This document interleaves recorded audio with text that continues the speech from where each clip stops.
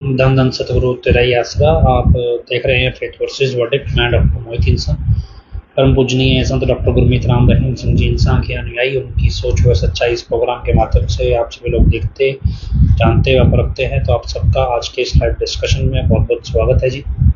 धन धन सतगुरु तेरा ही आसरा सासंग जी, अपना रूटीन डिस्कशन चलता ही रहता है और कुछ नई चीज़ें सामने आती हैं तो हम लाइव पे शेयर करते हैं। कुछ जितना हमें समझ में आता है उतना हम आपको समझा देते हैं। तो हमें चीज़ नहीं लगती, हमें लगता है बांट लेनी चाहिए, तो वो चीज़ बांट रहे हैं। कुछ जानकारियाँ मिली है। एक तो ये जानकारी मिली है कि आलू दिए जा रहे हैं ब्लॉकों में, और कहीं कहीं जगह 2100 रुपये का आलू है, कहीं 7500 रुपये का आलू है, कहीं 25,000 रुपये का एक आलू है। मतलब ऐसे कोई अलग अलग जो जितना ठगा जा सकता है उसको ठग लो, मतलब इस हिसाब से चल रहा है। और उसके बाद बाउंड किया जा रहा है, अभी नहीं जी 2 आलू तो आपने अपने गांव में लगाने हैं, इतने आलू आपने अपने गांव में लगाने हैं। तो ऐसे पैटर्न चल रहा है। तो आप एक तो इस सबसे जागरूक रहिएगा भी, ये कोई नौटंकी जो चल रही है। और हालांकि जो सुलझे हुए या समझदार लोग हैं थोड़े बहुत भी, वो इन सब चक्करों से काफ़ी पहले बाहर निकल गए हैं। पर फिर भी कई बार क्या होता है, इंसान के अपने निजी ज़िंदगी में उतार चढ़ाव आते रहते हैं। उसको लगता है क्या फ़र्क पड़ता है, अगर 500 इधर खर्च के देख ही लेते हैं, एक आधी फाड़ी आलू की भी लेके देख लें। तो मसला ये फाड़ी आलू की लेने देने का नहीं है, मसला ये है कि हम जिस सोच के साथ चले हैं उसे आगे बढ़ाना है। और एक दो दिन पहले किसी से ना किसी टॉपिक पे बहस हुई, और कुछ ने सवाल भी भेजे हैं इस पे फेसबुक के ऊपर। तो सवाल मैं लाइव लेने से पहले लिखना भूल गया, चलो जो भी मेरे याद आएगा। एक भाई लिख रहे हैं प्याज भी बांट रहे हैं। तो जो भी मतलब है, सब्जियां क्या है कि इलेक्शन के दौर में पैसा तो चलो इनको जितना मर्जी दे दो, वो तो क्या शिव जी का लोटा है, भरता ही नहीं, वो वाला काम है। ना वो खाली होता ना वो भरता, पता नहीं क्या कर रहे हैं। तो खैर हम आगे बढ़े। तो हमें एक थोड़े दिन पहले, एक दो दिन पहले कोई बहस हुई टॉपिक पे, और पहले मैं टॉपिक आपके सामने रखते हैं, उसके बाद हम मेन जो मसला है उसे समझने की कोशिश करेंगे। एक भाई ने फ़ोन किया, कहता जी मैं ठेकेदार हूँ और ठेका उठाता हूँ, कॉन्ट्रैक्ट उठाता हूँ। तो कॉन्ट्रैक्ट के लिए टेंडर भरे जाते हैं। मतलब ज़रूरी नहीं है भी सरकारी कॉन्ट्रैक्टर हो, प्राइवेट कॉन्ट्रैक्टर भी है, सरकारी भी है, ऐसे मतलब एक कॉन्ट्रैक्टर है तो भी ठेके भरे जाते हैं। तो कहता जी मुझे जब ये पता करना होता है भी सामने वाली पार्टी ने कितना रुपए का ठेका भरा है, तो ताकि मैं उससे कम का टेंडर भरूं और मुझे कॉन्ट्रैक्ट मिल जाए, ठेका मिल जाए, मैं कम पैसे में भरूंगा, तो उसके लिए जो बीच का आदमी है भी उसको मैं कुछ कमीशन देता हूँ। और हजूर पिताजी के वचन है भी कमीशन नहीं देना चाहिए। तो क्या यह कमीशन देना सही है या गलत है? तो हजूर पिताजी के वचन सुने तो उसमें पिताजी बता रहे हैं अभी कमीशन देना गलत है इस तरह से, तो ये एक प्रकार की रिश्वत है। तो अब उस व्यक्ति ने कई लोगों से बात की इस मसले पे, और जब कई लोगों से बात की तो उसको उम्मीद थी शायद कोई इसके पक्ष में बोल देगा, लेकिन अब जिसको भी उसने अपना सलाहकार समझा, उसने उससे बात की, तो आखिर में किसी ऐसे से कर ली, उसने सीधा ही बोल दिया भी जब पिताजी के वचन सुनाई दे रहे हैं तो फिर बाकियों से पूछने का मतलब ही नहीं है। जब पिताजी वीडियो में सीधा ही बोल रहे हैं कमीशन देना गलत है तो गलत है, ख़त्म कहानी। इसके बाद दिमाग लगाना ही क्यों है? तो क्या है कि एक आम तौर पे मनोवैज्ञानिक है भी, हम ऐसे लोग बंदे से सलाह लेना पसंद करते हैं, या फिर मान लो हम एक मसले को लेके कोई ना कोई अपने मन में धारणा बना लेते हैं भी ऐसा होना चाहिए। फिर हमें लगता है भी कोई ऐसा बंदा मिले जो हमारे फैसले को सही ठहरा दे तर्क के साथ। मतलब क्या है कि हमने कोई, जैसे उस भाई ने फैसला ले लिया भी कमीशन देना ठीक है जी, मेरा तो बिजनेस सारा इस पर टिका हुआ है। अब उसको लगता है भी कोई ऐसा बंदा मिल जाए जो मेरे को रूहानियत के अनुसार भी कमीशन देना सही ठहरा दे। जब वो सही ठहरा देगा तो मुझे अपने आप को जवाब देने का की वजह मिल जाए भी पिताजी का वीडियो अलग भाषा में है और अलग मतलब तरीके से है, और जो मेरा काम है वो अलग तरीके से है, वो इस दायरे में नहीं आता। और जब कोई उसको बोल देता है भी यार ये तो सही गलत है, तो फिर वो दूसरे से पूछता है, वो तीसरे से पूछता है, मतलब उसको एक तरक्की तलाश होती है कि शायद कोई ऐसा मिल जाए जो मेरी सोच से सहमत हो। ये एक मनोविज्ञान है, और कुदरती जो सहमत होता है वो अच्छा भी लगने लग जाता है। अब इसका आगे का वर्जन चलते हैं। तो फिर उस भाई ने कहा भी ऐसा भी पिताजी के वचनों के खिलाफ तो मैं नहीं जाऊंगा, तो भी मैं फैसला करता हूँ जी मैं आगे से कमीशन नहीं दूंगा। अब यहाँ से अगला दायरा शुरू होता है भी मैं कमीशन नहीं दूंगा क्योंकि पिताजी ने वचन किए हैं, और ऐसे में पिताजी के वचन के खिलाफ नहीं जाऊंगा। अब क्या है कि आप इसको दो तरीके से समझो। आध्यात्मिक दुनिया और एक सामाजिक दुनिया में यही फर्क है कि सामाजिक दुनिया में हम पिताजी के वचन मान रहे हैं और वचनों के हिसाब से चलते हैं, हमारा व्यापार फल फूल रहा है, बड़ा जो भी है। लेकिन इसी चीज का जब हम दावा करने लगते हैं, दावा क्या है जी मेरा गुरु से प्रेम है। अब मैं इसका फ्यूचर वर्जन समझने की कोशिश करते हैं। मेरा गुरु से प्रेम है और मैं ये दावा करूं भी गुरु के प्रेम में जी मैं कमीशन नहीं लूंगा। ये दायरा जो है ये गुरु के प्रेम के दायरे में घुस गया। अभी तक बाहर वचन मान रहे हैं, चल रहे हैं, सब ठीक है, लेकिन जब आप इसका दावा करने लगते हो, घोषणा करने लगते हो कि गुरु से मेरा प्रेम है इसलिए मैं कमीशन नहीं लूंगा, तो यहाँ क्या है भी यहाँ गुरु का प्रेम परखना शुरू हो जाता है। तो जब आप गुरु के प्रेम का दावा कर दोगे, सिंपल भाषा में भी कहें भी प्रेम का दावा कर दो, तो फिर प्रेम परखा जाता है दुनिया में, ये असूल है। तो नियति आपको परखती ही परखती है। किसी से भी आप प्रेम का दावा करोगे, गुरु से करोगे तो डेफिनेटली है।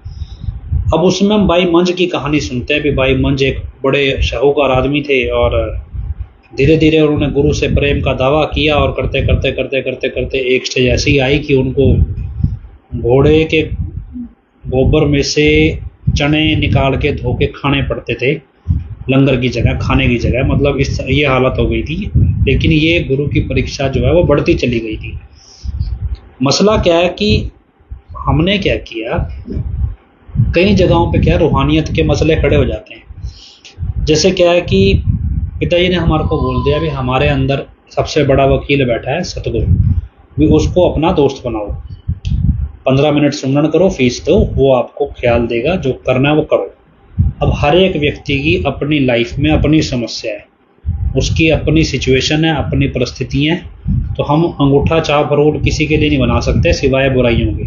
लेकिन एक किस सिचुएशन में क्या फैसला लेना चाहिए, उसके आसपास कैसी कैसी हालात पैदा हुए हैं, ये हर किसी व्यक्ति का अपना अलग अलग है। अब मान लो आपके अंदर से ख्याल आ गया, अब ये इसलिए क्योंकि हमारे साथ ये बीत रहा है तो हम शेयर कर रहे हैं, समझा सिखा नहीं रहे हैं, और ये इसलिए बता रहे हैं भी हम कहाँ जाके हम खुद फंसते हैं, भी हो सकता है अब भी फंसते हैं।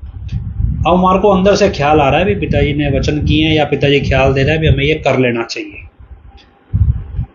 मतलब पिताजी के वचन सुने, सुमरन किया, अंदर से ख्याल आया। अब क्या होता है कि जो ख्याल आया है वो कितना सही है या गलत है, इस पे डाउट हो जाता है। अब यहाँ आता है अकल का दखल।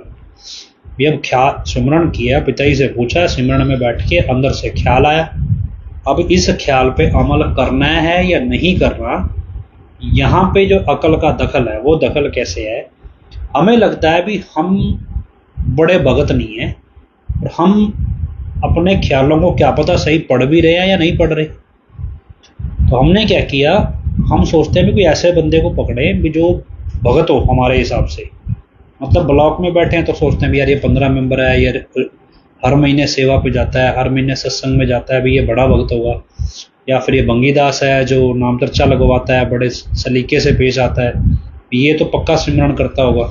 मतलब हमने एक धारणा बना रखी है हमारे दिमाग में, एक ना एक ऐसा व्यक्ति है जो हमें लगता है कि हमारे से बड़ा भगत है या हमारे से ज़्यादा रूहानियत का ज्ञान रखता है। हमने सुमरन किया, पिताजी के वचन माने, पिताजी ने अंदर से ख्याल दे दिया। अब उस ख्याल की पुष्टि करने के लिए हमारे को एक रेफरेंस चाहिए, मतलब कोई बंदा ऐसा चाहिए। अब इसके आगे चलो। अब हमने मान लो भंगीदास से पूछ लिया, किससे पूछ लिया? अब जिससे पूछ लिया वो होगा ट्यूशन वाला मास्टर, क्योंकि पिताजी तो हो गए मेन मास्टर जो शिक्षा दे रहे हैं। अब दूसरा होगा ट्यूशन वाला मास्टर।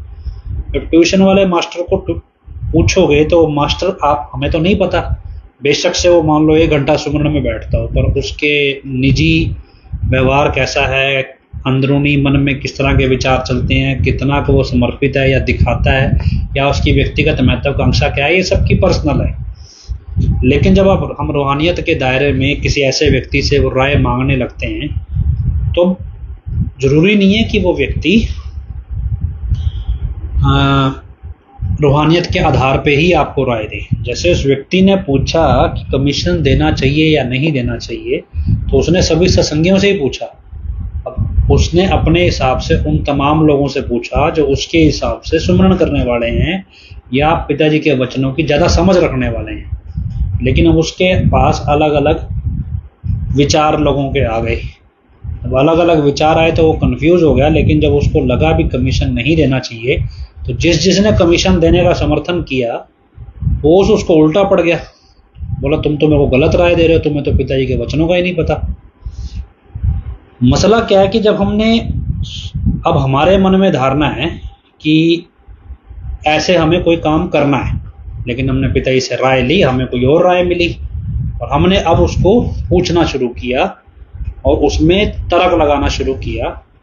और उसके बाद भंगीदास हो, 15, 25, 45, 85, एडम ब्लॉक, ब्रह्मचारी, कोई भी सेवादार हो, जो भी हमारी निगाह में बड़ा है, उसने क्या किया, उसने अपना तर्क दिया और उस तर्क पे हमने बात मान ली।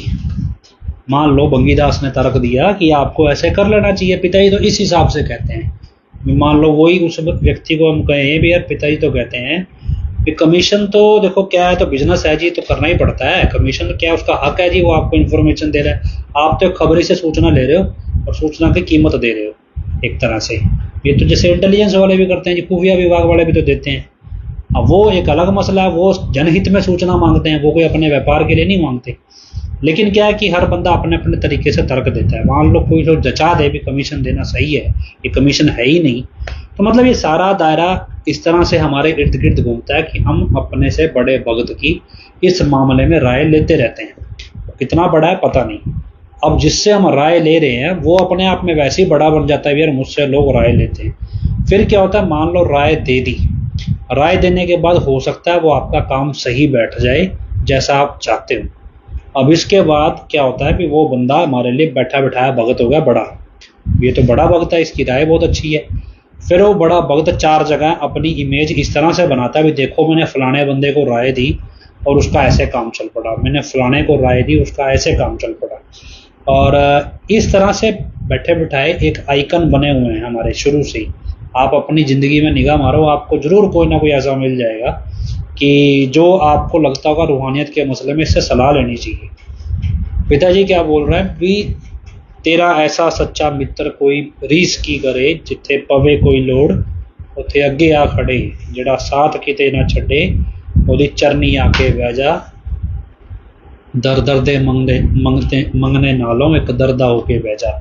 मतलब हम उस दायरे में जाते नहीं हैं। अब इसको कल्पना करो भी हम अपने घर में बैठे हैं और कोई काम करना चाहते हैं, हम अपने माता पिता से सलाह लें, और जब माता पिता से सलाह लें और आगे सलाह लेने के बाद हम फिर किसी ऐसे बंदे से पूछने जाएं जिसको उसकी एबीसी ना पता हो।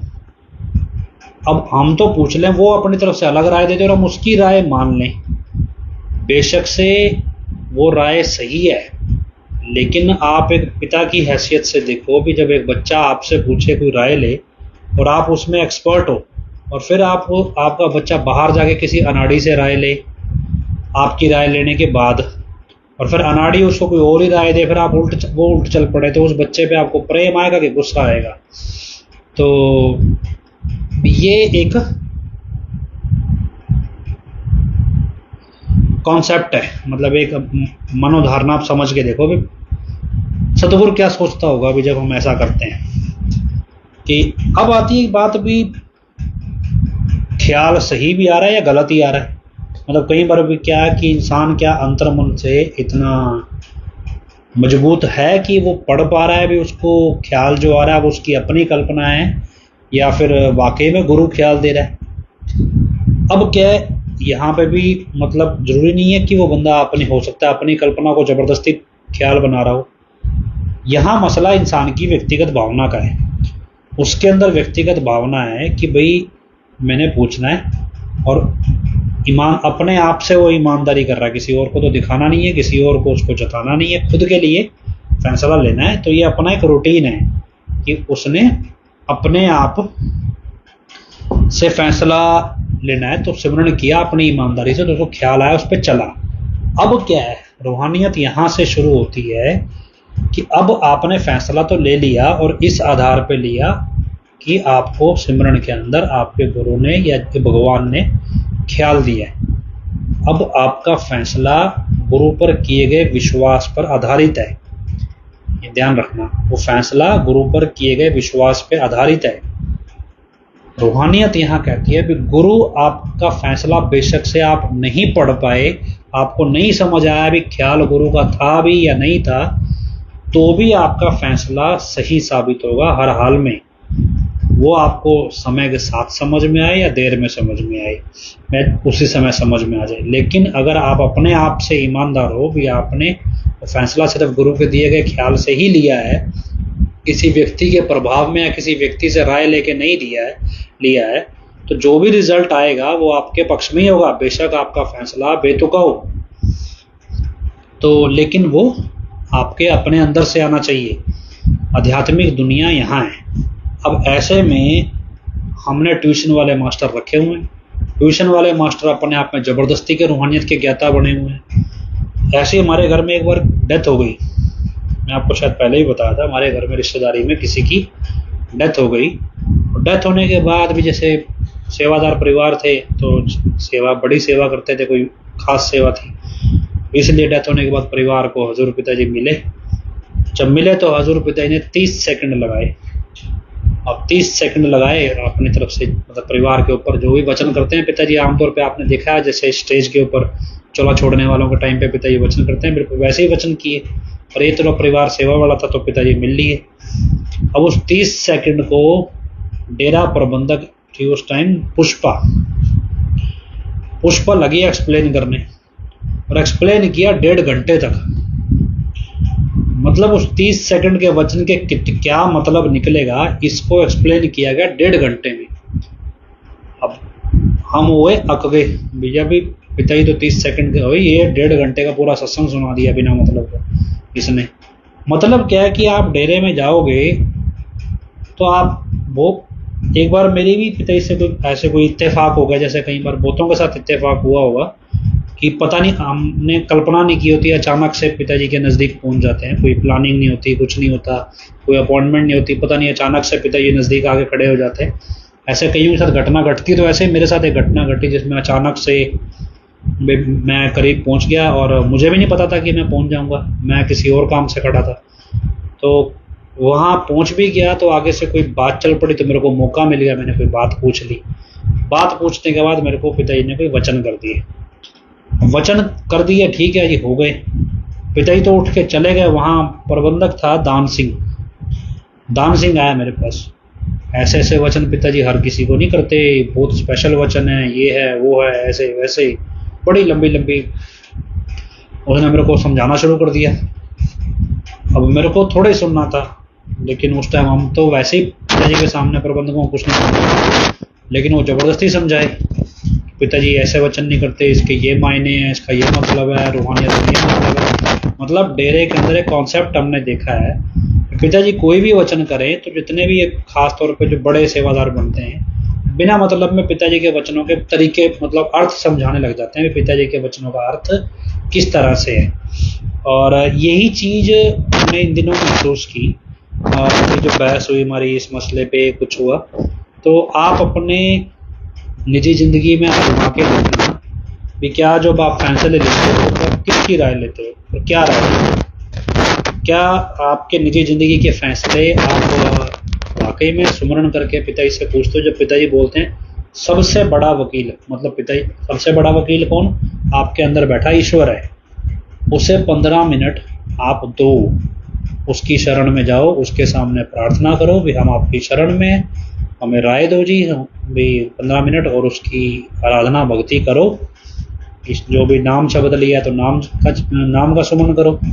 उसके बाद आपको जो ख्याल आए वो आप करो, लेकिन आप इस सब चीज में जब ख्याल आ जाए उसके बाद किसी दूसरे से मत पूछो कि इस ख्याल का क्या मतलब है। जब आप दूसरे से पूछने लगते हो तो ये अपने आप में भगवान का अपमान है। कोई अच्छा भला मैंने सलाह दी जाके दूसरे से अलग ले जाए। मतलब क्या है कि आपने फैसला ले लिया, आपका विश्वास है ईश्वर पे, ईश्वर क्या है? सच है। अब बेशक से आपका फैसला गलत भी हो तो भी आपका विश्वास टिका हुआ है और ईश्वर को लगता है भी। तो मतलब आप सोचो भी, अगर कोई आपने किसी को सलाह दी और किसी व्यक्ति ने आपके भरोसे कोई काम कर लिया और वो काम हो गया गलत, आपको अपने आप पे अफसोस होगा ना भी, यार भी मैंने सलाह दी थी और उसका काम गलत हो गया, भी मेरे को सलाह देनी नहीं चाहिए थी। लेकिन अगर स्पार्किंग हो रही है आवाज में, किसी को और आवाज में दिक्कत आ रही हो कि भाई एक ही को आ रही है, देख लेना। पंखे की हवा आ रही हो शायद ऊपर से। तो अब इस तरह से सोच के देखो कि जब हमें लगता है कि हमारे किसी फैसले से किसी को नुकसान पहुंच गया, अगर हम उतने कैपेबल हैं, मतलब उतने सक्षम हैं कि हम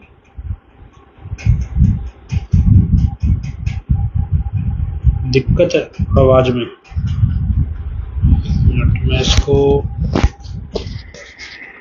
कोशिश करते हैं थोड़ा।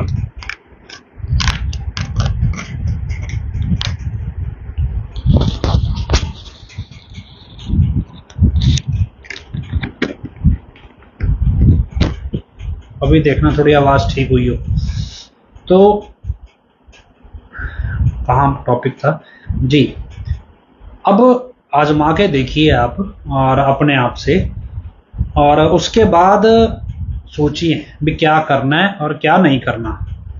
भी जब आपको खुद समझ में आए कि हमें किसकी राय क्यों नहीं लेनी है, तो हमें लगता है कि आपको अपने आप पता चल जाएगा। और रही बात टॉपिक जहाँ पे था कि हमें लगता है कि हम कैपेबल है, भी मेरी वजह से किसी ने गलत डिसीजन ले लिया और उस डिसीजन को, मतलब मेरे को उसकी मदद करनी चाहिए। मतलब एक ईमानदार आदमी सोचेगा भगवान तो हर चीज में कैपेबल है। अगर भगवान को पता चले भी यार मेरा नाम जबकि इस बंदे ने गलत डिसीजन ले लिया, तो भगवान तो बताने आएगा नहीं, लेकिन भगवान को तो सारा कुछ ठीक करना आता है, वो तो खुद ही ठीक कर देगा। मतलब आपका भरोसा कहाँ टिका है ये आपको, मतलब आपको आसान है तय करना। लेकिन हमारी आदत क्या है कि क्योंकि कई बार बहुत से लोग मुझसे पूछ लेते हैं, तो कोई राय लेनी है जी। एक तो होता है भी राय, वैसे हम निजी जिंदगी में अपने किसी एक्सपर्ट की राय लेते हैं। मान लो कोई बीमार है जी, दवाई पूछ लेते हैं, डॉक्टर है, वो तो एक अलग मसला है। मान लो कोई कानूनी काम आ गया, कोई कागज का नहीं पता चल रहा भी, ये नियम नहीं पता, कोई कानून नहीं पता, उसकी किसी से राय ले लेते हैं, ये एक अलग मसला है। लेकिन जब फैसला लेना होता है किसी चीज पे भी, कोई काम करना है या नहीं करना है, तो बड़े स्केल पे मतलब आपको लगे कि ये फैसला लेना चाहिए, वो फैसला आपको जब लेना होता है अपनी जिंदगी में, तो वो आपको हमेशा इस तरह से लेना चाहिए। ये एक चीज है जो हमने मतलब बड़े उसमें ऑब्जर्व की है।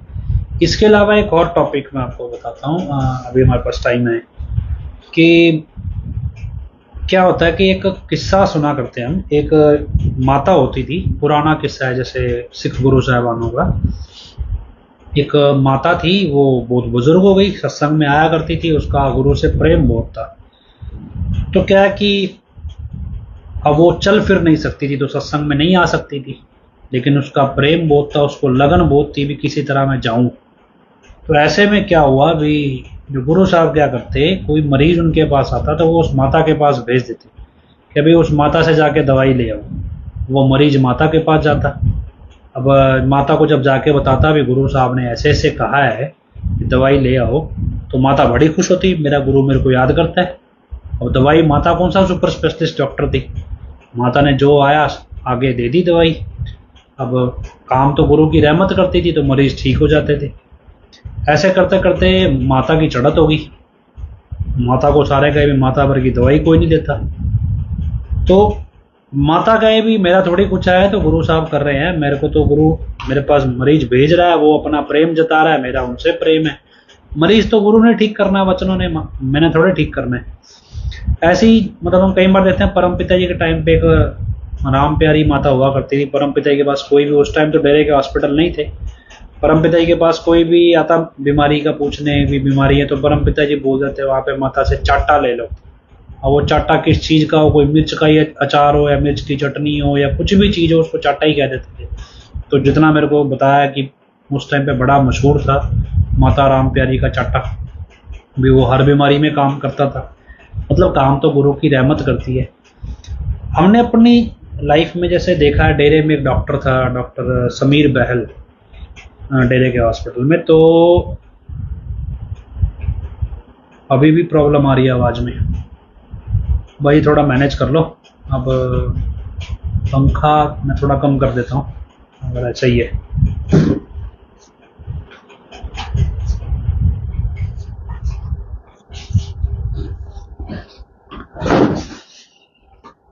जी, तो माता राम प्यारी का चाटा बड़ा मशहूर था।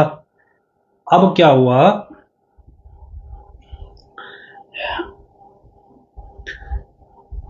समीर बहल की बात थी। डॉक्टर समीर बहल थे ये डेरे में पहले डॉक्टर, अब तो बाहर चले गए।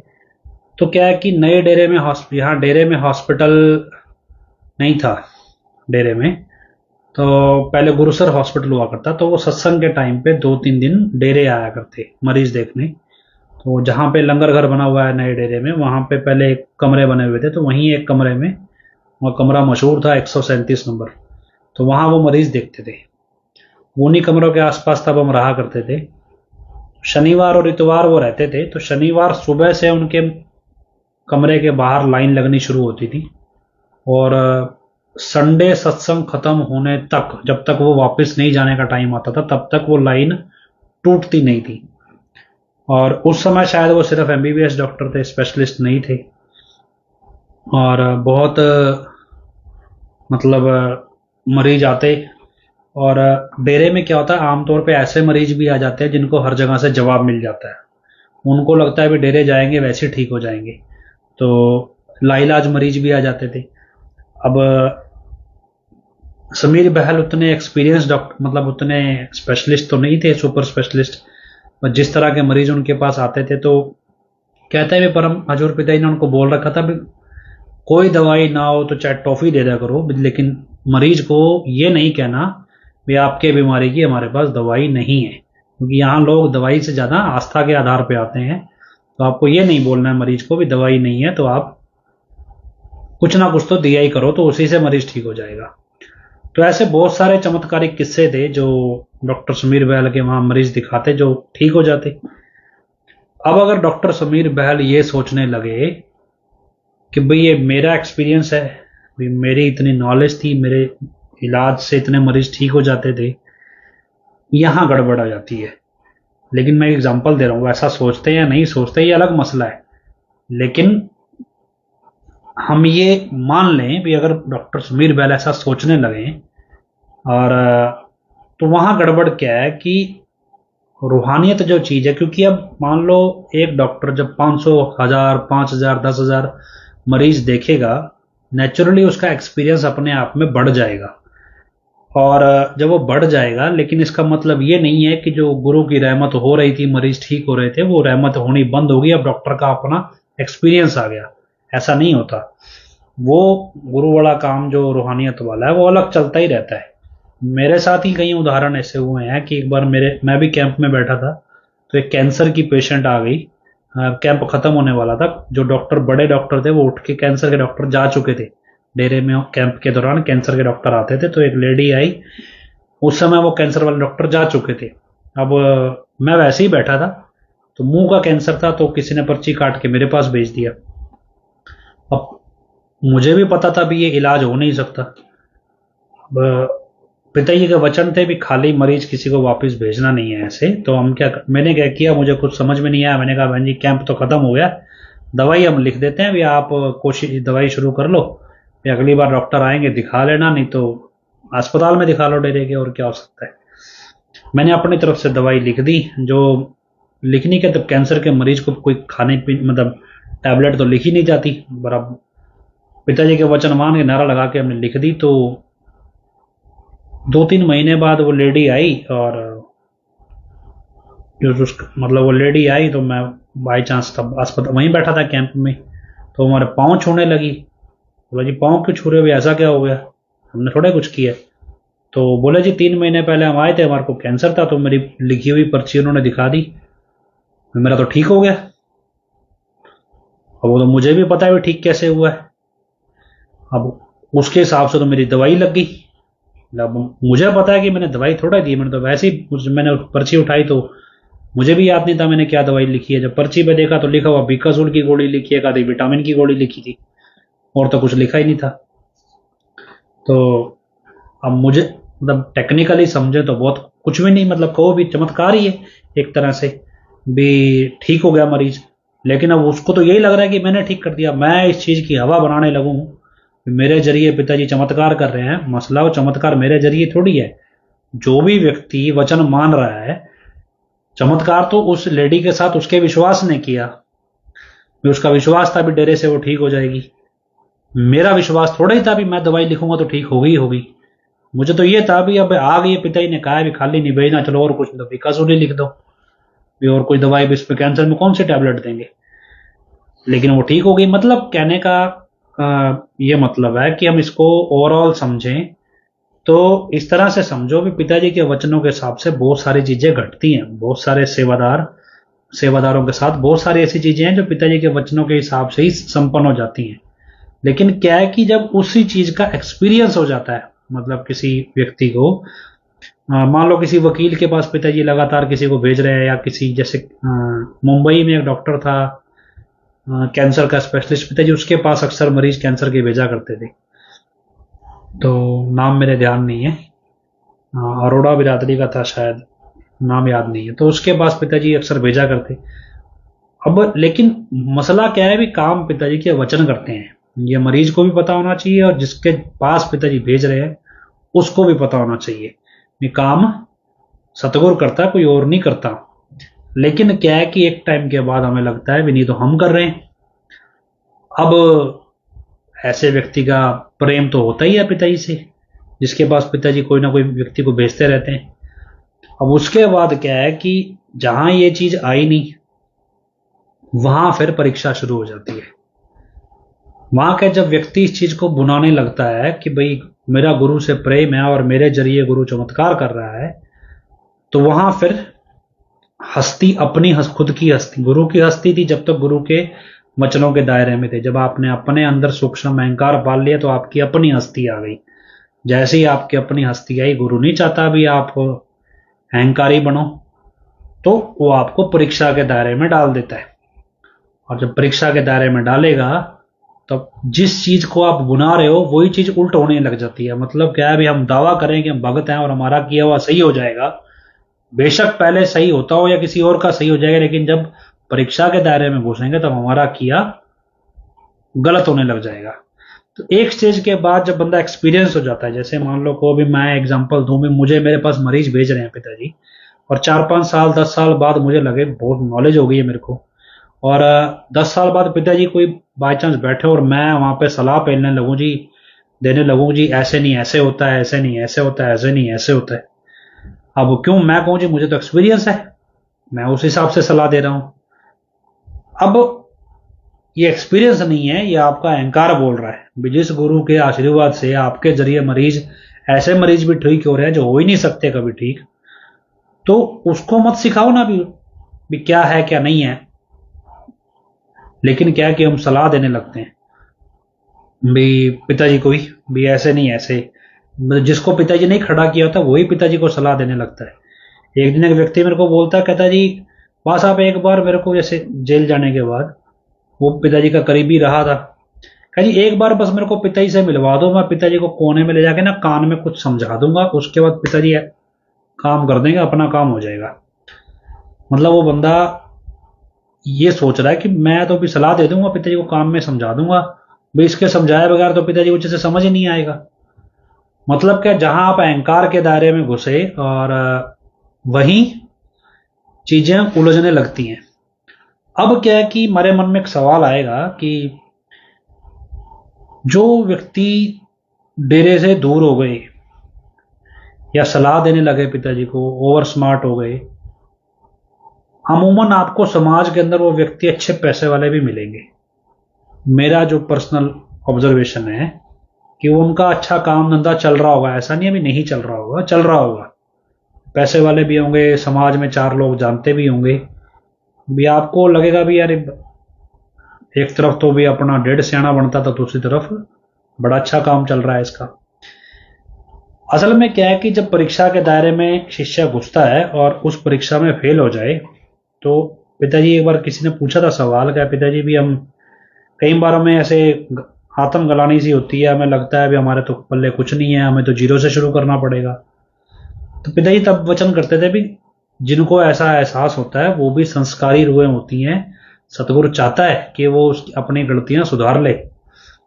लेकिन कई ऐसे होते हैं जो इस दौड़ में, जो मुझे ऐसे मिले, जो मतलब उनका क्या संगत से तो प्रेम है, पिताजी को भी वो तारीफ कर देते हैं पिताजी की भी, लेकिन एक स्टेज पे आके पता क्या बोले, क्या जी बाकी सब तो ठीक था, यहां आके पिताजी को ये स्टेप नहीं उठाना चाहिए था, ये ना करते फिर तो ये गड़बड़ होती नहीं थी। अब क्या है कि जब आप उनकी पर्सनल जिंदगी में देखो तो उनको जो काम दिया गया, जो हुआ, वो सब पिताजी की वजह से ही हुआ। मान लो फिल्मों के अंदर बहुत सारे लोगों को पिताजी ने चांस दिया, अब उनको कोई वहां पे एक छोटी सी एडवर्टाइजमेंट में भी चांस ना दे, छोटी सी भी एडवर्टाइजमेंट में, और उनको पिताजी ने फिल्मों में मेन स्टार कास्ट लीड में ले लिया, उनकी हिसाब से उनको मेहनताना भी दिया जितनी उनकी हैसियत थी, मतलब जितना उन्होंने काम किया और जिस लेवल के वो एंट्री लेवल कैंडिडेट थे उस हिसाब से, कोई मतलब सुपरस्टार तो थे नहीं।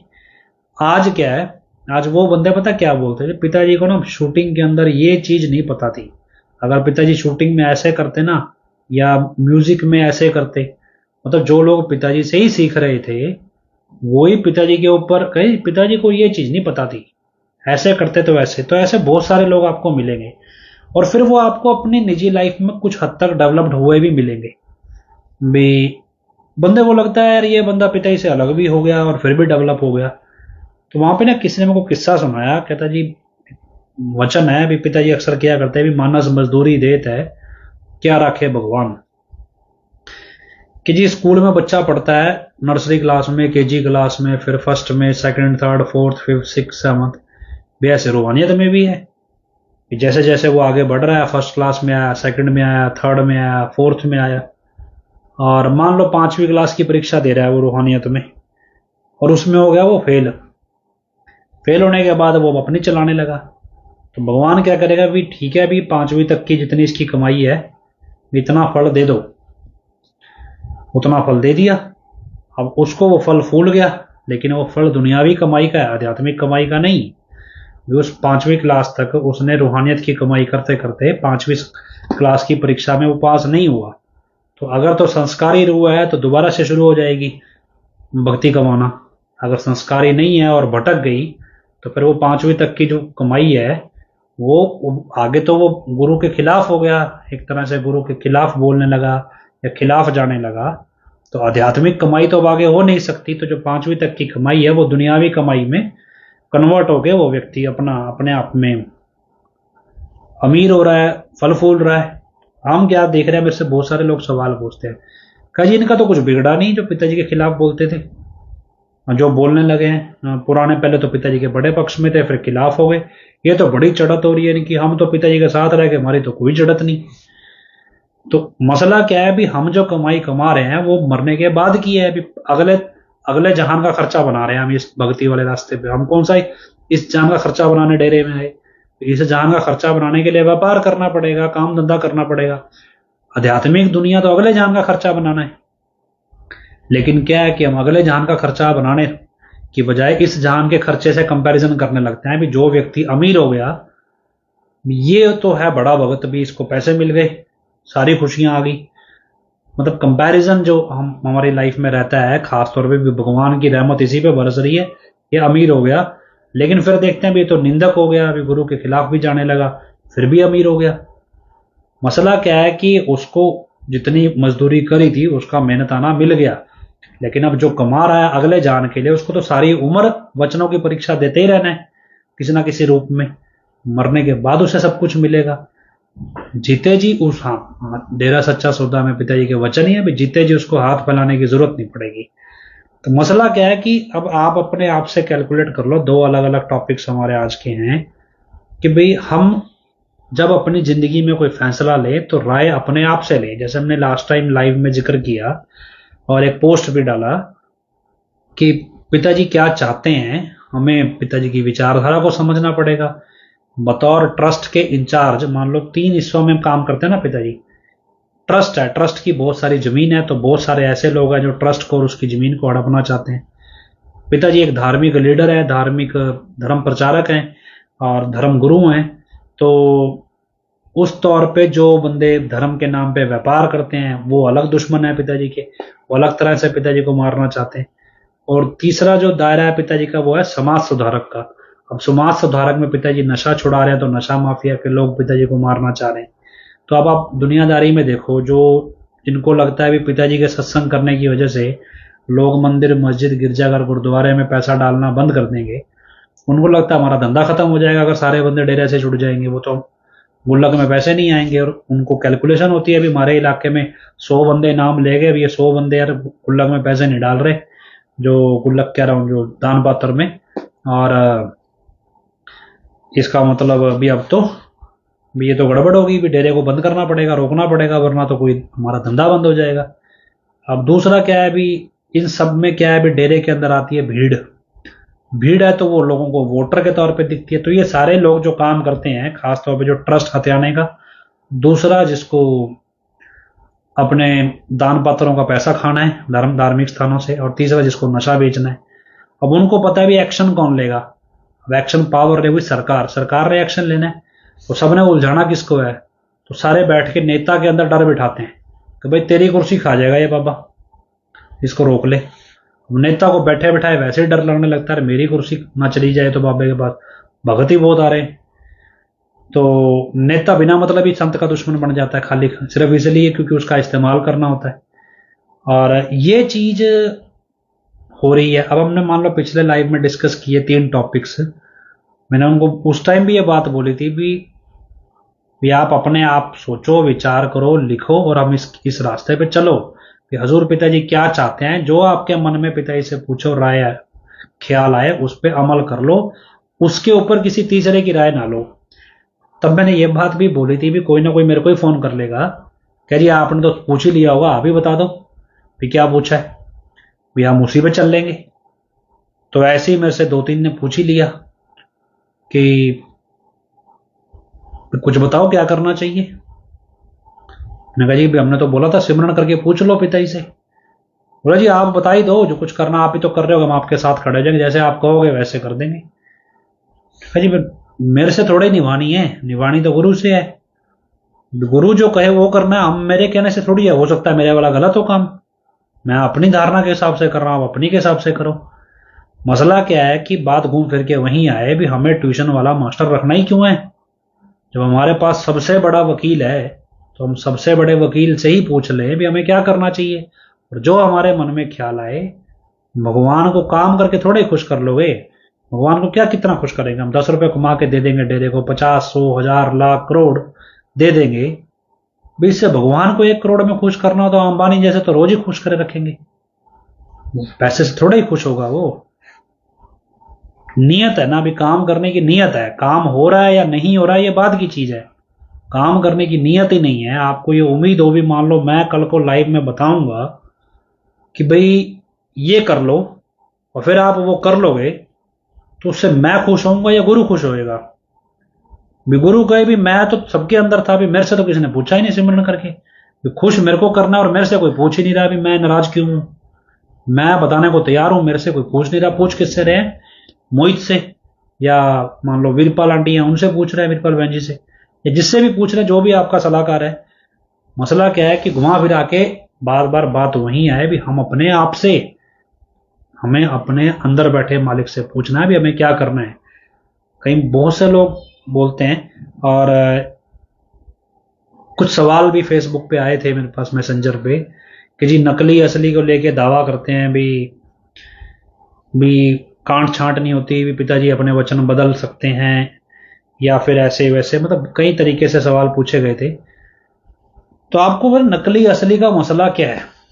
नकली असली का मसला ही यही है, क्या है कि जब आप अपने अंदर वाले राम से सवाल पूछते हो सुमरण करके, और फिर आपके अंदर जिज्ञासा उठती है, वही सवाल का जवाब आपको अंदर से तो आता ख्याल, लेकिन वही सवाल लेके जब आप सत्संग में बैठते हो तो वही सवाल आपके बिना कहे पिताजी ने सत्संग के अंदर बोल देना है।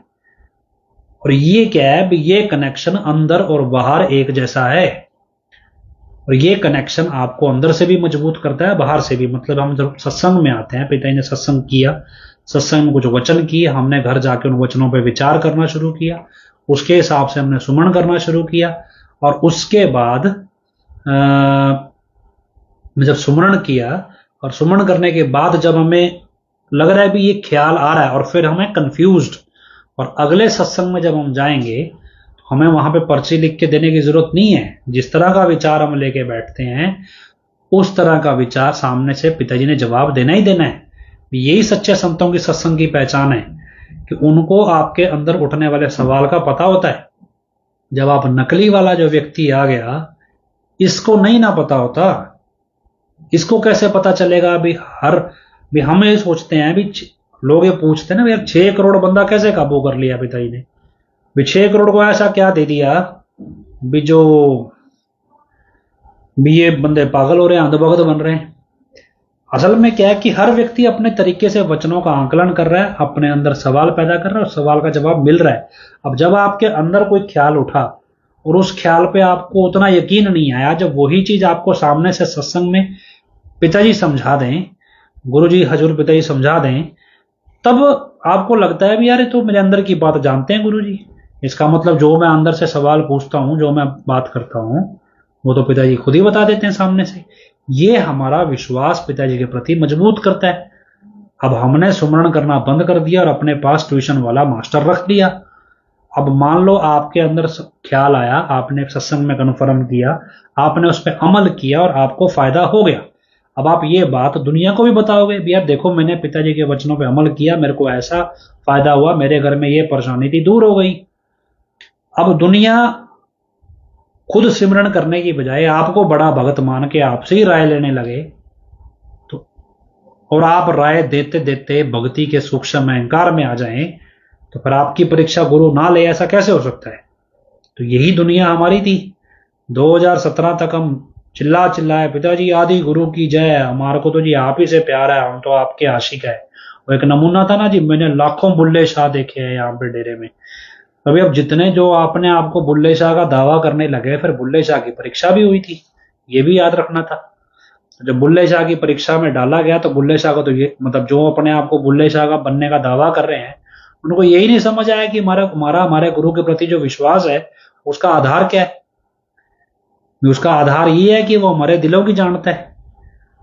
अब आगे यूपी वाला क्या कर रहा है जी, आपके जीवन की पुरानी घटना है, उस घटना को बता रहा है। अब तो किसी ज्योतिषी से पूछ लो, वही बता देगा। अभी थोड़े दिन पहले मेरे पास किसी का फोन आया, बोला जी मैं तो वैसे किसी मेले में गया और मेरे ऊपर ताजे ताजे 2 केस डले थे, और मैं मेले में गया, मैं वहां पे कोई जोशी बैठा था, मैंने मजाक में कहा यार मेरा हाथ देख के बता तेरे को क्या है, देखते पता लगता है कि नहीं। अब उसने बता दिया जी तेरे ऊपर 2 केस डले ताजे ताजे। अब ये काम तो जोशी भी कर देते हैं, तो इसमें यूपी वाला कौन सा नवा तीर मार रहा है? अब वो तो डर डर के भाग रहा है, मेरा वीडियो बाहर नहीं आ जाना चाहिए, मेरी फोटो बाहर नहीं आनी चाहिए। जिसको पता है कि मेरे को पता ही नहीं चलता बंदे के अंदर क्या चल रहा है। तो ये तो सच्चा गुरु ही जानता है ना, पूर्ण संत जानता है। अब नकली असली का आधार कोई ये नहीं ना है भी आप उसने अपने वचन बदल सकता है या नहीं बदल। जब आपको भी यार गधे और घोड़े में फर्क करना है, गधा घोड़ा बन ही नहीं सकता, चाहे वो उसका आप मेकअप कितना ही कर लो। घोड़ा घोड़ा गधा गधा, कंपैरिजन ही नहीं है। लेकिन क्या है कि अब अलग अलग तर्क दे रहे हैं उसमें कि जी इस तरह से देख लो, परम पिता जी ने ये वचन किए थे, फिर तो ये वचनों की काट हो गई। एक तो पता क्या बोल रहा, क्या जी परम पिता जी ने ऐसे वचन किए थे और हजूर पिता जी ने ना वो वचन माने नहीं, इसलिए परम पिता जी ने कहा था भाई अगर ये वचन नहीं मानोगे तो ऐसे हो जाएगा। फिर मतलब कमाल हो गई। वो कह जी परम पिता जी ने हजूर पिताजी को वचन किए थे और हजूर पिताजी ने वो वचन नहीं माने, इसलिए ऐसा हो गया। मतलब कमाल है। परम पिताजी कह रहे हैं हम थे, हम हैं और हम ही रहेंगे। भी हजूर पिताजी नहीं है, हजूर पिताजी की जगह हम ही हैं। मतलब परम पिताजी ने खुद को ही कहा भी तूने ये बात काम नहीं करना, और परम पिताजी ने खुद ही वो काम कर दिया और गड़बड़ हो गई। मतलब क्या, मतलब कोई तुक बनता है। भी एक तरफ बोलो जी मैं गुरु था, हूं, रहूंगा, फिर यूपी वाला चिल्ला चिल्ला के बोल क्यों रहा है ये चीजें। क्या कि आप इस कॉन्सेप्ट को समझो भी हमें हर चीज इस तरह से चलनी है कि हमारा रेफरेंस सिर्फ और सिर्फ गुरु है, आगे पीछे दाएं बाएं कोई भी नहीं है। मतलब जब आप मेरे से भी राय लो किसी चीज की, ठीक है कोई बीमारी है दवाई पूछनी, वो तो एक अलग मसला है।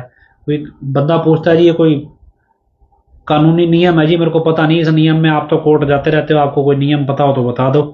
ये तो एक जानकारी है। जिंदगी के फैसले थोड़े ही लिए जाते हैं ऐसे। जिंदगी के फैसले जब हमारे को नाम मिल गया, हमारे को गुरु मिल गया और उससे बड़ा साथी हमारा कोई है नहीं, तो फिर बाहर जाना ही क्यों है। तो खैर ये सारी चीजें हम इसलिए बता रहे हैं कि हजूर पिताजी क्या चाहते हैं। जब आप इस पे विचार करो तो जो आपके सुमरण करो, जो अंदर से पिताजी ख्याल दें उस पे चलो, वरना फ्यूचर क्या होगा। मान लो मैं कहूं जी मैंने 10 लोगों की टीम खड़ी कर ली या 20 50 100 लोगों की टीम खड़ी कर ली। अब ये 100 लोगों की टीम को ओवर द टाइम समय के साथ पिताजी के केसों की फाइल भी समझ आ गई, केसों के फैक्ट्स भी समझ आ गए, कैसे एडम ब्लॉक कहां कहां क्या क्या चाल चल रहा है ये भी समझ आ गई। क्या रूहानियत की परीक्षा हमारे को वकील बनाने की है? इस रूहानियत की परीक्षा में भी हमें वकील बनना तो वकालत की पढ़ाई करके समझ आ जाता। तो इसमें 6-7 साल में क्या वकील बनने के लिए पिताजी भी हमारी संगत वकील बन जाएगी इसलिए हम जेल जाएंगे? ऐसा तो नहीं है। तो पिताजी हमारे को वकालत सिखाने जेल गए हैं या कुछ और? हमने क्या सीखा? अब क्या, मान लो मैं कहूं जी मेरे साथ 100 लोगों की टीम है, इन 100 लोगों को सब कुछ समझ में आ गया भी राजनीति कौन सी कैसे कहां से खेली जा रही है, और उसके बाद वो दिमाग लगाएं भी हमने अगला प्लान क्या चलना है। और जब वो प्लानिंग करने लगे जी अच्छा ऐसे प्लान बनाते हैं, तो कल को हम कर क्या रहे हैं, हम एक नया एडम ब्लॉक खड़ा कर रहे हैं। मतलब हमने क्या किया, हमने 6 साल में तकनीकी तौर पे सारा कुछ समझ लिया, और समझने के बाद हम उसको अपने दिमाग से सॉल्व करने की कोशिश कर रहे हैं। रूहानियत कहाँ है इसमें? ये तो एक वकील का, एक अच्छे अफसर का, एक पुलिस अधिकारी का काम है। तो अगर हमें यही सब कुछ सीखना था तो फिर इसके लिए पिताजी को जेल जाने की क्या जरूरत थी? पिताजी सीधा ही बोल देते बेटा कानून की पढ़ाई करो, कानून की किताबें पढ़ लो, हमारा हुक्म है, हम वैसे ही पढ़ लेते। हमें सीखना क्या था? हमें सीखना यह था कि हमें कुछ पता है या नहीं पता, जो अंदर से भगवान ने ख्याल दिया, सुमरण किया, उस पर चलते गए और अंजाम तक पहुंच गए। हमें सीखना तो ये था, सीख गए हम कुछ और। तो क्या फ्यूचर कहाँ होगा? फ्यूचर क्या हम नया एडम ब्लॉक खड़ा कर देंगे? नया एडम ब्लॉक क्या, कल को मैं कहूं जी भी पिताजी आए 50 बंदे नए चुन लिए, जैसे ही उनके पास पावर आई उन्होंने अपनी सलाह पेलना शुरू कर दिया कि जी हमारी सलाह मानो, हम तो ऐसे इतने साल से हमने संघर्ष करके जो सीखा है हमारी सलाह ले लो। तो हम नया एडम ब्लॉक खड़ा होगा वो भी ऐसा ही होगा। 6 साल 7-10 साल बाद उसके किस्से शुरू हो। मान लो कोई बैठा होगा मेरे जैसा, कल को उसके किस्से गा रहे होंगे। मसला क्या है, जो हमें सीखना है वो रूहानियत है। वो हमें ये ना तो एडमिनिस्ट्रेशन सीखनी है, ना एमबीए करना सीखना है, ना वकालत करनी सीखनी है, ना पुलिस वाला काम करना सीखना है। हमें 6-7 साल में जो सीखना था वो ये कि हमारा गुरु हमारे से दूर हो गया, और उसको पाने के लिए उसी के पीछे जाना है और उसी से ही तो पूछना है भी करना क्या है। फिर जो वो बताए वो करना भी है। पर अगर वो जो बता रहा है उसकी पहले राय करनी है भी, या तो मोहित बता दे, या वीरपाल बहन जी बता दें, या मान लो अवतार सिंह जी हैं वो बता दें, या XYZ जो भी है भी वो व्यक्ति बताए। अगर उसकी और हमारी राय मिल जाएगी फिर हम करेंगे। टीम एफर्ट क्या है भी, हम एक संगत आपस में इकट्ठी है। टीम एफर्ट क्या है, मान लो मेरे अंदर कोई, मेरे को ख्याल आया मैं उस पर काम कर रहा हूं, और काम करने के बाद हमने मान लो बोल दिया, ये हमें ये ख्याल आया था, हमने इस पे काम करना शुरू किया और इस काम का हमारे पास ये नतीजा निकला, आपको पसंद आए तो हमारा काम लोगों तक पहुंचा दो, भी हमारी बात आपको जचे तो। आपने क्या किया, भी गुरु प्रेम में कोई बंदा काम कर रहा है, आपने मान लो ये वीडियो है शेयर करके लोगों तक पहुंचा दी, आपको सही लगा, इसमें कुछ गलत नहीं लगा, तो ये चीज आपको समझनी है। थोड़े तरीके से समझो, ज्यादा तरीके से समझो, उलझना नहीं है इसमें। अकल का दखल कहाँ है? रूहानियत में अकल का दखल इसे ही कहते हैं कि जब आप अपनी जिंदगी के फैसले सुमरण करके ले रहे हो और उसके बाद किसी तीसरे व्यक्ति के साथ मिलके उस पर प्लानिंग कर रहे हो, यहां अकल का दखल है। एक छोटा सा आखिरी में एग्जांपल देता हूं। जैसे शुभ देवी मुहिम शुरू हुई, तो शुभ देवी मुहिम में कोई तरीका अपनाया गया, भी इस तरीके से सेवादार जाएंगे और आज्ञा लेके जाते थे, और उसके बाद वो शुभ देवी को लेकर आते थे, फिर उनका इलाज होता था और शादी होती थी। अब क्या हुआ, भी किसी ने तिगड़म लड़ाई, भी काम करते हैं, भी पैसे देके ना, भी दिल्ली का जीबी रोड है, भी वहां से ले आते हैं लड़कियां, भी वैसे ही मिल जाती हैं वहां से पैसे देके। उन्होंने क्या किया, वहां के दलालों को मोटा पैसा फेंक दिया और वहां से मान लो 2-3 लड़कियां छुड़ा ली। और वो 2-3 लड़कियां छुड़ा ली, लेकिन जो डेरे का तरीका था, उस तरीके में जो मतलब पिताजी ने जो तरीके उस टाइम जो भी मतलब तरीका अपनाया जाता था, वो तरीका और हिसाब से था। उसमें मतलब प्रॉपर लीगल डेरे से लेटर हेड जारी होता था, बकायदा बहुत सारी, मतलब पिताजी का काम सिर्फ वैश्य निकालना नहीं था, उल्टा ये भी था भी जो लोग कानूनी तौर पे सबके समाज के संरक्षक हैं, उनके अंदर भी हौसला पैदा करना था कि वो ये काम कर सकते हैं, वो भिड़ सकते हैं ऐसे लोगों से। तो लेकिन अब उन्होंने क्या किया, ऐसे कुछ लड़कियां निकाल ली दिल्ली की जीबी रोड से और उनको अपने घर पे रख लिया, भी उनको भी उनका इलाज हम बारों बार करा देंगे, फिर हम पिताजी के पास लेके नंबर बनाएंगे। मतलब एक तरह से दिमागी कैलकुलेशन है, और एक प्रॉपर कैलकुलेशन करके कर लिया। लेकिन एक स्टेज के बाद क्या हुआ, भी वो खुद ही भ्रष्ट हो गए। वो लड़कियां कोई साध्वियां तो थी नहीं, या कोई साधु संत महात्मा के घर से तो आई नहीं थी, उनके अपने चल चलित्र होते हैं। उन्होंने क्या किया, उन्हीं को उलझा लिया जो उनको निकाल के लाए थे। अब उसके बाद क्या हुआ, नुकसान ये हुआ कि एक तो वो आप बिगड़ गए, वचनों से अलग हो गए। दूसरा क्या हुआ, भी इसका नुकसान ये हुआ कि जो बाकी सेवादार सेवा पे जाते थे, उनके जो माता पिता थे, मतलब जो कुंवारे थे या फिर जो शादीशुदा थे, उनकी जो घरवालियां थी, उनको वैसे खतरा पैदा हो गया, हमारा घर का बंदा बाहर जाके बिगड़ ही ना आए। उन्होंने भेजना बंद कर दिया सेवादारों को। मतलब उनकी बेवकूफ़ी से जो सेवादार असल में सेवा कर रहे थे, उनका जाना भी बंद हो गया सेवा पे, क्योंकि जो सेवादार इसमें ज़्यादातर सेवा करते थे, पहली बात तो उनके घर पे पूरी जानकारी दी नहीं जाती थी, क्योंकि कल को घर में आपसी पारिवारिक संबंध बिगड़ जाए तो मुसीबत है। तो मेरे पास भी एक टीम थी इस काम में, मैं भी एक टीम लीड करता था उस टाइम पे। तो मतलब क्या है कि जो सेवादार भेजे जाते थे, उनके परिवार को नहीं बताया जाता था, क्योंकि कल को अगले की घरवाली लड़ पड़े, तो सेवा पे जाके आया या कुछ और ही करके आया वहां जाके। तो बहुत सारी चीजें मतलब कैलकुलेशन होती थी। अब ऐसे में अकल का दखल कहाँ है? अकल का दखल वहां है जहां गुरु ने जो तौर तरीका समझा दिया, सिखा दिया, उसके बाहर जाके आप प्लानिंग करने लगो अपने अपने दिमाग से, और सोचो भी इस तरह। तो वही चीज है, भी इतिहास जो बनते हैं वो कागजों पे लिख के नहीं बनते, इतिहास प्लानिंग से नहीं बनते, इतिहास जुनून से बनते हैं, और जुनून सच्चाई का हो, ईश्वर अपने आप साथ देता है। लेकिन अकल का दखल ईश्वर वाले मामले में नहीं है, तब जब आप खुद ईश्वर की मार्गदर्शन में चल रहे हो। इसलिए बहुत सारे लोग बार बार जब पूछते हैं कि हमें क्या करना चाहिए क्या नहीं करना चाहिए, तो अब सबको अलग अलग क्या है कि किसी को रोज फोन पे के घंटा 2-2 घंटे समझाएं, तो हर रोज नहीं समझाया जाता एक ही टॉपिक को बार बार। तो इसलिए साझे तौर पे ये बात बता रहे हैं कि बहुत सारे लोगों को लगता है भी हमसे पूछ लेते हैं, कहीं तो जैसे घर आके पूछ लेते हैं कि जी आपसे मिल ही लेते हैं। मिलना ठीक है, पिताजी कहते हैं 2 सत्संगी मिलते हैं, अच्छा है, भी गुरु खुश होता है तो 2 सत्संगी आपस में मिलते हैं, ये मिलना एक अलग चीज है। पर आपको लगे भी मैं कोई पर्सनल लेवल पे आपको अलग से कोई प्लान बताऊंगा और उस प्लान में आपको शामिल करूंगा, भी आप पिताजी को बरी कराने वाले प्लान में हमारा हिस्सा बन जाओ, ऐसी कोई प्लानिंग मेरे पास नहीं है भी, और ना ही मैं कोई प्लानिंग ऐसी बनाता। आप जैसे लोग हैं, मेहनत करते हैं, कोशिश करते हैं, उनको अंदर से पिताजी ख्याल देते हैं, वो अपने लेवल पे काम करते हैं। जब उनको कुछ रिजल्ट मिलने शुरू होते हैं तो वो हम डिस्कशंस आपस में बांट लेते हैं, और उस डिस्कशंस पे आए जिसको सहमति होती है वो एक दूसरे का साथ दे देता है। लेकिन इसका मतलब ये नहीं है भी हम भी पहले प्लान बनाएं। वो क्या है कि जब आप ऐसे लोगों के साथ मिलकर काम करोगे तो आपको खुद ही समझ आ जाएगा, आपके अंदर आत्मा आपको बता देगी भी ये एक सच्चाई की जो महक है वो उस बातचीत में आपको पता चल जाता है बातचीत करते हुए भी बंदा लंबी लंबी फेंक रहा है या वास्तव में इसके अंदर ये जो भाषा है ये पिताजी के दिए हुए इशारों की भाषा है। मतलब उसकी जो दीनता है, उसका जो स्वभाव है, व्यवहार है, बहुत सारी चीजें आपको समझा देता है भी हाँ ये व्यक्ति मतलब अपनी अंदरूनी भावना से बोल रहा है, ये किसी का सिखाया हुआ नहीं बोल रहा है या कोई प्लानिंग करके नहीं बोल रहा है। क्योंकि ये तो हमने यहाँ पे बहुत देखा है नौटंकी यहाँ पे पिताजी का। आपने देखा होगा जब पिताजी जेल गए थे कितने ऑडियो वायरल होते थे, 40 दिन के अंदर पिताजी आ जाएंगे, पिताजी ने दर्शन दे के बोला है 50 दिन में आ जाएंगे, 7 भंडारे करके गए हैं 7 महीने में आ जाएंगे, फिर 7 भंडारे गिनने शुरू कर दिए, फिर 7 साल गिनने शुरू कर दिए। मतलब हर बंदे ने अपने हिसाब से। तो फिर जिनको ये सपनों में दर्शन हो रहे थे आज यही अखंड सिमरन के झंडे लिए बैठे। फिर ये बकवास थी ना, ये सब क्या है, ये सब एक मनोवैज्ञानिक तरीके से लोगों को ठगना, लूटना, बेवकूफ बनाना है।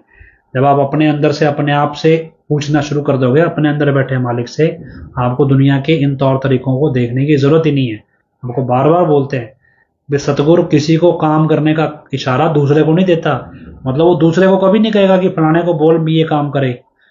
हमारे पास ऐसे बहुत सारे फोन आए क्या जी पिताजी ने बोला है भी आप ये काम करो हमारे को दर्शन देके। वो क्या है भी उनको लगता है भी 4 बंदे साथ जुड़ के तो इनकी कमांड हासिल कर लेते हैं। और ये सारे पैंतरे हमने एडम ब्लॉक के बहुत देखे हुए हैं पहले, मैंने तो खास तौर पे देखे हैं यहाँ रह के। तो खैर ये सारी चीजें हैं, बाकी आप अपनी निजी जिंदगी में आजमा के देखिए पिताजी क्या चाहते हैं। अगर आपको नहीं समझ में आ रहा है तो 3 तरीके मैंने आपको बता दिए, 3 चीजें भी। पिताजी एक संस्था के प्रमुख हैं तो उस संस्था की बहुत सारी प्रॉपर्टी है, तो बहुत सारे लोग हैं उस संस्था की प्रॉपर्टी कब्जाना चाहते हैं।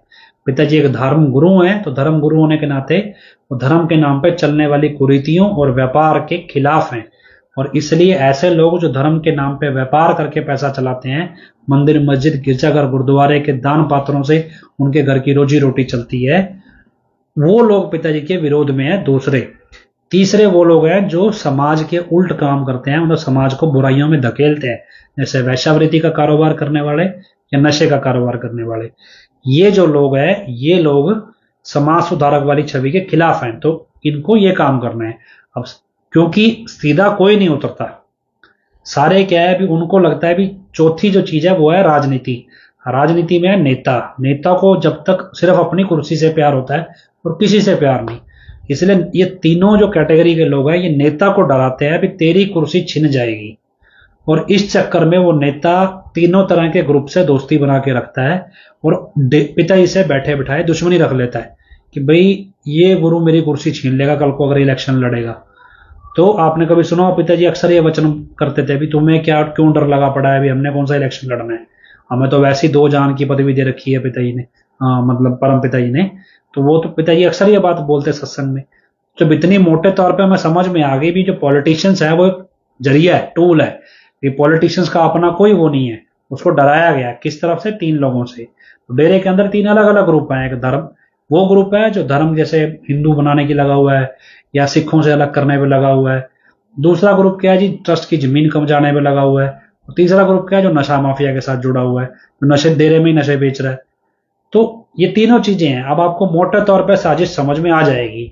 आपको क्या करना चाहिए ये पिताजी से पूछो। ये जो टेक्निकल तरीका जो 6 साल में 7 साल में हमने सीख लिया, हमें भी अकल देर में आ रही है ना, हमें कौन सा एकदम से आ गई। जब हमने ये चीज महसूस की कि भी इतने साल लगाने के बाद भी हम कर क्या रहे हैं, भी क्या हम दूसरा एडम ब्लॉक खड़ा कर रहे हैं, भी कल को हमारे हाथ में पावर आ जाएगी तो हम भी बिगड़ जाएंगे।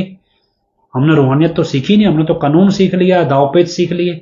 रूहानियत कहाँ है इसमें, रूहानियत तो सीखी नहीं। तो फिर गुरु क्या हमारे को वकील बनाने थोड़े जेल गया था। तो क्या ये चीज आप आजमा के देख लीजिए, कुछ आपको कंस्ट्रक्टिव लगता है, आप जो आपको ख्याल आता है आप चलो, आपको उस पर रिजल्ट मिले, हम उस पर फिर डिस्कशन कर सकते हैं।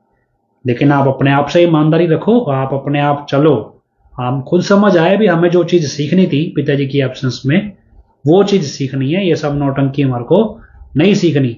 इतना दिमाग चलाएंगे, इतने सारी साजिशें हैं जी, इन सबको समझो क्या करो, छोड़ो इसे, हमें कुछ नहीं करना, हमें सिर्फ अपने गुरु से पूछना है, जो वो कहता है उस पर चलना है, किसी से सलाह नहीं लेनी, किसी की राय नहीं लेनी, कोई ट्यूशन वाला मास्टर रखना नहीं, ट्यूशन वाला मास्टर बनना नहीं किसी का। तो अपने आप से पूछो, अपने आप चलो। कोई आपसे पूछे उसको भी यही बोलो भी आप खुद चलो, भी हम किसी के ट्यूशन के मास्टर नहीं बनेंगे। आध्यात्मिक दुनिया में सबको नाम मिला हुआ है, जिसको नाम नहीं मिला वो नारे का जाप कर ले। अपने आप से ईमानदारी दिखानी है, किसी और को तो बताना ही नहीं है कि हमने क्या करना है। तो आपको ये सोचने की जरूरत नहीं है अभी आपको कानून की जानकारी नहीं है तो आप कुछ कर नहीं सकते, या पुलिस की जानकारी नहीं है, या आपका कोई नेटवर्क नहीं है। सबसे बड़ा वकील, सबसे बड़ी ताकत हमारे पास रही, उसको हम देख नहीं रहे, पड़ोसियों को ढूंढ रहे हैं, भी कुछ हमें बताएंगे तो करेंगे। जरूरत क्या है, आजमा के देख लीजिए। आप सब अपने अपने फैसले खुद लीजिए, कोई किसी पर निर्भर नहीं है। हमें कोई नया एडम ब्लॉक नहीं बनाना कल को, जो आज जैसे हैं कल को किसी और किचकिच से नहीं जमाने। तो इसलिए इस दायरे से बाहर निकलो, किसी की भी राय लेना बंद कर दो। सोचो कोई आपको कोई कहे भी ये जो जी 2100 रुपए का आलू है, ये आपका ये सब कुछ दूर कर देगा, कुछ नहीं। आप अपने आप से पूछो, अगर आपको नहीं जवाब मिल रहा तो सुमन करके पूछो। एक दिन नहीं मिलेगा, 2 दिन नहीं मिलेगा, 5 दिन नहीं मिलेगा, 7 दिन नहीं मिलेगा। ये आप अपने आप से, आपको अपने आप को जवाब देना है ना कि 7 दिन हो गए मुझे तसल्ली बख्श जवाब नहीं मिला, 8वें दिन फिर सुमन करूंगा। अब कम से कम पिताजी के सामने कहने लायक तो हो जाओगे, जी आपने तो कहा था कि सबसे बड़ा वकील आपके अंदर बैठा है। हम तो सुमन करके पूछते थे, जो हमारे अंदर ख्याल आता था वो हम करते भी थे। अब इससे ज्यादा हम क्या कर सकते हैं? हम कौन सा वकील थे, हम कौन सा पुलिस अधिकारी थे, हमारी कौन सा राजनीतिक पहुंच थी जो हम आपके लिए लड़ लेते इस तरह से उन सबसे। तो लाज, पिताजी कहता है भी गुरु पहले से अरबों गुना बढ़ के लाज रखता है, तो लाज रखेगा। पिताजी के वचन है ना, अभी वो आपने पिताजी से पूछ लिया और काम कर लिया, लाज रखना उसका काम है, वो रखेगा ही रखेगा, ऐसा हो ही नहीं सकता कि वो ना रखे। ये तो मेरी व्यक्तिगत जमाई हुई बात है। तो पिताजी के वचन है, झूठ हो ही कैसे सकते हैं। तो लाज रखनी है। तो खैर टाइम काफी हो गया, तो हम उम्मीद करते हैं भी सच्चाई सामने आए। इस उम्मीद के साथ हजूर पिता के चरणों में नारा लगाते हैं, धन धन सतगुरु तेरा ही आसरा। आखिरी में अरदास बोलते हैं, धन धन सतगुरु तेरा ही आसरा, हे मालिक तुझे लाज है, अब बहुत हो गया, तू दया में रहमत कर, तेरे प्यार मोहब्बत की राह में हमें कोई दुख तकलीफ ना आए, तो ऐसी रहमत बख्श, वह सबको सुमति दे। किस तरह से देनी है यह तो सब जानता है, जिसको जैसे देनी है वैसे दे, वो तेरी मर्जी है। धन धन सतगुरु तेरा ही आसरा। और सत्संग जी अरदास ही है, इस अरदास को आप पढ़ो और बोलो, और इसके जो बोल है उस पर विचार करो, इसी से आपको समझ आ जाएगा पिताजी यही बोल रहा है, मालिक तुझे लाज आया, बहुत हो गया। अभी हमारे यही तो हम बोल रहे हैं, बहुत हो गया, तू दया में रहमत कर, तेरे प्यार मोहब्बत का रास्ता, हमें इसमें कोई तकलीफ ना आए, और ऐसी रहमत बख्श और सबको सुमति दे। जो भी लोग जो भी कर रहे हैं उनको सुमति दे। कैसे देनी है तू जानता है, जिसको जैसे देनी है वैसे दे। तो ये अरदास ही अपने आप में सब कुछ डिफाइन करती है भी हमें क्या करना चाहिए। अरदास करो, सिमरन करो। उम्मीद है अगली लाइव में जब होंगी बातचीत, हो सकता है आपके पास कुछ नया हो बताने को। इजाजत दीजिए, धन धन सतगुरु तेरा ही।